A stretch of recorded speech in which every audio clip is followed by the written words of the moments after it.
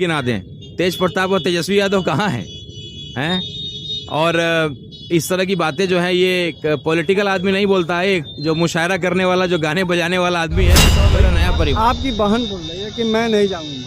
नहीं, ऐसा नहीं बोला। उन्होंने बोला कि मैं इस सवाल का जवाब नहीं देना चाहती हूँ। उसको अपना तोड़ मरोड़ के लोगों ने बोला, उन्होंने इशारा करके बोला। नहीं, उन्होंने नो कमेंट्स का इशारा किया। उन्होंने मना नहीं किया, नो कमेंट्स का इशारा किया। हकीकत यह है कि ढाका का बच्चा बच्चा पतंग उड़ाने को तैयार बैठा है और 11 तारीख को हर बूथ पे आपको पतंगी डलता हुआ माना जाता है, चाहे वो देश पे संकट पड़ा हो या देश के अंदर गरीब, मजलूम, पिछड़ा, दलित, किसी पर जब भी कोई जुर्म होता है तो अगर किसी शख्स का, राजनीति में किसी शख्स का, पूरे देश में, पूरे भारत की बात बता रहा हूँ, तो सबसे पहले आवाज बनते हैं बैरिस्टर। नमस्कार, आदाब। अभी हमारी मौजूदगी MIM के प्रत्याशी राणा रणजीत साहब के पास में है और अभी इनका रैली निकल रहा है, मोटरसाइकिल का रैली निकल रहा है। चलते हैं कि ढाका विधानसभा में इस समय बहुत ज़्यादा इनका दौरा हो रहा है और रैली पे रैली निकाल रहे हैं। इनसे हम कुछ सवालें करते हैं कि ढाका विधानसभा में किस तरह से घूम रहे थे, क्या इनका माहौल बना है। चलते हैं। तो पहले ढाका विधानसभा में सर आप घूम रहे हैं और क्या माहौल लग रहा है? बहुत शानदार माहौल है। लोग बदलाव के लिए एक शिक्षित व्यक्ति को मौका देने जा रहे हैं और ये मौका जो है मिला है लोगों को, चूंकि विकल्प की तलाश में लंबे टाइम से ढाका विधानसभा की जनता थी और एक शिक्षित विकल्प, एक मजबूत विकल्प, एक बेबाक विकल्प उनके सामने है जो जमीनी लड़ाई को लड़ता है, कार्यकर्ताओं के सुख दुख में खड़ा रहता है। तो लोगों में बड़ा उत्साह है, बड़ा उमंग है, खास करके मेरी माताओं और बहनों में जो वो शराब पे या बाकी चीज़ों पे आप उनको लुभा नहीं सकते। और आजकल तो मोबाइल का ज़माना है, हर व्यक्ति जो है मोबाइल पे देख रहा है कि आप क्या कर रहे हैं, कब आप किसके साथ खड़े थे, किस लड़ाई को आपने लड़ने का काम किया है। तो हम लोगों ने दलित की लड़ाई की बात हो, हमारे शेख वाजुल साहब जैसे लोग जिनकी मॉब लिंचिंग हो जाती है उसकी लड़ाई की हो, या किसी भी मजलूम की लड़ाई को हम लोगों ने बेबाकी से लड़ने का काम किया। तो पूरा जो है ढाका विधानसभा का मिजाज है कि बदलाव होना चाहिए। लोग अपने आप को जो है लड्डू से और जलेबी से तोलवाते हैं। हमने जब अपील किया तो लोगों ने जो है मुझे कचड़े के पानी से तोलने का काम किया कि भैया आप अगर विधायक बनिएगा तो यहाँ की जो मूल समस्या है मैं उससे आपको तौल करके आपको सम्मानित भी करना चाहते हैं और आईना भी दिखाना चाहते हैं। दलित समाज के लोगों ने जो है कॉपी कलम से मुझे सम्मानित करने का काम किया। तो ये साफ दिखाता है कि लड्डू और जलेबी एक तरफ है चुनाव से पहले ही, और एक तरफ जो है वो कॉपी कलम है और समस्याओं का जो है पिटारा है, उससे हम लोग तौलने का काम किया। तो जनता अभी 4 तारीख को कांग्रेस के नेता आए थे, इमरान प्रतापगढ़ी ने बताया कि बीजेपी के मतलब भाई हैं, मतलब राणा रणजीत साहब, तो वो वोट काट रहे हैं मुसलमानों का। तो ऐसा क्या लग रहा है? तो उनसे पूछना चाहिए ना, राहुल गांधी जी और वरुण गांधी जी दोनों भाई हैं, कौन कौन सी पार्टी में? ऐसे कितने उदाहरण गिना दें। तेज प्रताप और तेजस्वी यादव कहाँ हैं? और इस तरह की बातें जो है ये एक पॉलिटिकल आदमी नहीं बोलता है, एक जो मुशायरा करने वाला, जो गाने बजाने वाला आदमी है वही बोलेगा। जिसको राजनीतिक समझ होगी वो तर्क की बात करेगा, ये बेतर्क की बात नहीं करेगा। आधार कार्ड में उसके पिता का नाम लिखा रहता है, किसी के भाई से किसी की पहचान नहीं होती। और हर भाई का तो बंटवारा होता है, खेत का भी बंटवारा होता है, विचारधारा का भी बंटवारा होता है। ये तो सच्चाई है। तो ये जब कोई आपके पास तर्क नहीं होगा तो ये ऐसे गाने बजाने वाले लोग, मुशायरा करने वाले लोग इसी तरह का बेतर्क वाली बातें करेंगे। अरे आपकी जो पहचान बनी है वो किसकी बदौलत है?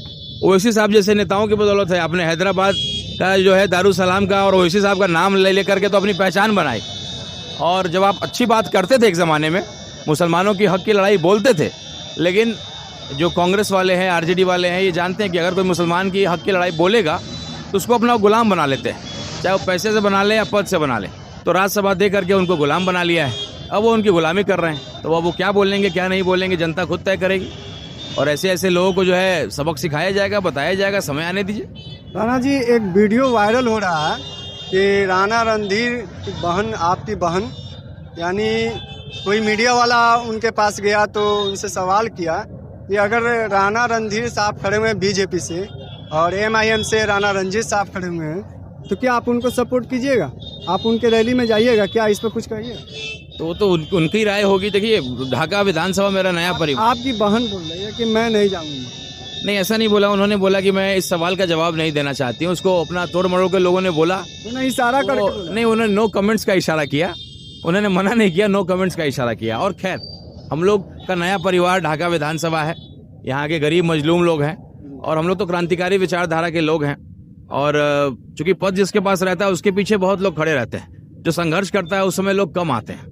तो मेरा नया परिवार ढाका विधानसभा है और मेरे परिवार के लोग कितने मेरे साथ हैं नहीं है वो मैं आपके मन से घर की बात को बाहर बोलूँ अच्छा नहीं लगता। तो ये है कि मेरा नया परिवार ढाका विधानसभा है और ढाका विधानसभा के लोग मेरे साथ खड़े हैं।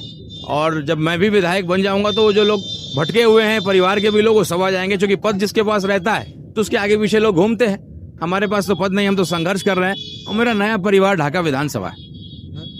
और यहाँ के लोग मेरे परिवार के सदस्य, हमारे आशिक भाई जैसे लोग, हमारे तमाम ऐसे लोग मेरे परिवार के सदस्य हैं। तो क्रांति जो है उसके लिए बहुत सारी कुर्बानियां देनी पड़ती हैं। तो हम लोग तो उस क्रांति का जो है क्या बोलेंगे कफन बांध करके निकले हैं।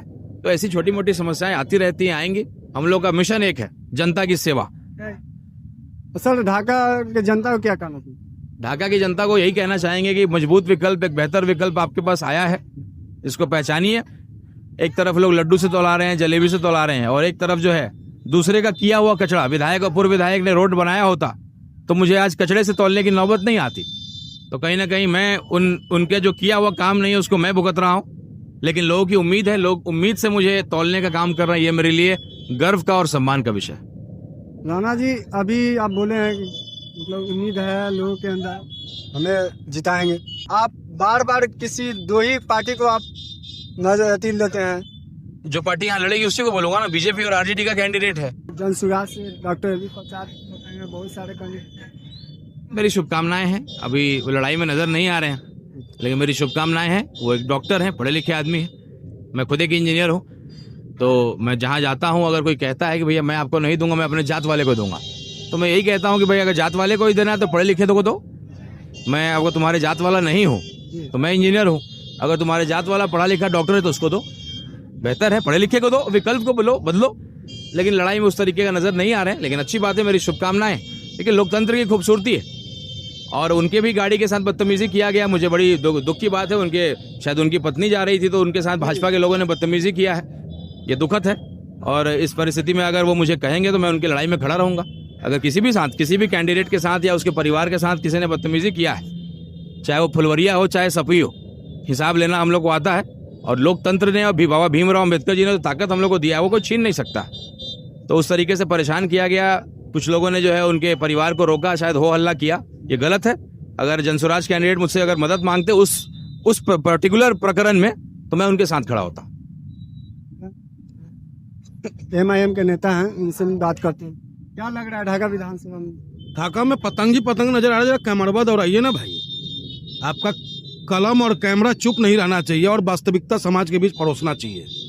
और हकीकत यह है कि ढाका का बच्चा बच्चा पतंग उड़ाने को तैयार बैठा है और 11 तारीख को हर बूथ पे आपको पतंग ही डलता हुआ नजर आएगा। मैं सुनील कुमार यादव, ज्वाइंट सेक्रेटरी उत्तर प्रदेश। ये ढाका विधानसभा का सौभाग्य है कि इतना योग्य और नेक दिल, बहुत ही सौम्य प्रतिभा के धनी आदरणीय राणा रणजीत सिंह जी हैं। और ढाका विधानसभा का ये सौभाग्य है, खुशनसीब है कि एक अच्छे प्रत्याशी उनको मिला है और एक अच्छे लीडर की अगुवाई में आदरणीय बैरिस्टर असदुद्दीन ओवैसी साहब देश नहीं पूरी दुनिया के बहुत अच्छे लीडरों में माना जाता है। चाहे वो देश पे संकट पड़ा हो या देश के अंदर गरीब, मजलूम, पिछड़ा, दलित, किसी पर जब भी कोई जुर्म होता है तो अगर किसी शख्स का, राजनीति में किसी शख्स का, पूरे देश में, पूरे भारत की बात बता रहा हूँ, तो सबसे पहले आवाज बनते हैं बैरिस्टर असदुद्दीन ओवैसी साहब। देश की तो बात ही छोड़ दीजिए, जब कभी विदेशी ताकतों से हमारा देश संकट में घिरता है तो उस समय भी हमारे नेता का कोई जवाब नहीं है। बैरिस्टर असदुद्दीन ओवैसी साहब वो दुनिया के बहुत जाने माने अच्छे लीडरों में हैं। मैं 10 वर्षों से पार्टी से जुड़ा हूं और आदरणीय राणा रणजीत सिंह जी को आप लोग भारी मतों से जिताओगे तो बैरिस्टर असदुद्दीन ओवैसी साहब का एक हाथ मजबूत होगा। और एक चीज मैं बता दे रहा हूँ, ढाका विधानसभा का सौभाग्य है कि राणा रणजीत सिंह एक यहाँ MP और MLA से ज्यादा ख्यात प्राप्त कर चुके हैं ये चुनाव लड़ने से। अगर आप लोगों ने कामयाब बनाया तो इस देश का कोई ऐसा कोना नहीं बचेगा जो राणा रणजीत सिंह अपनी प्रतिभा को ले जाकर के न बिखेरेंगे और लोगों की सेवा न करें। तो आप देख रहे थे A to Z Dhaka news, मैं जमीरुल हक। तब तक के लिए धन्यवाद।